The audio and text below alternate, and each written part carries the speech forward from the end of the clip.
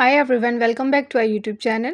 If your Bluetooth devices like AirPods, Magic Music, keyboard, speakers, or headphone keep disconnecting from the MacBook, don't worry, you are not alone. In this video, I'll walk you through easy and effective solutions to fix the problem. Let's get started. Solution 1. Reset both your Mac and Bluetooth devices. Sometimes a quick reset is all it takes to clear out minor glitches. Click on the Apple logo at the top left corner, select Reset, and wait for your Mac to reboot. Then turn off your Bluetooth device, wait for 10 seconds, and turn it back on. Solution 2. Remove and reconnect the device. If the device keeps dropping, removing and pairing it again often helps. Go to System Settings, then tap on Bluetooth.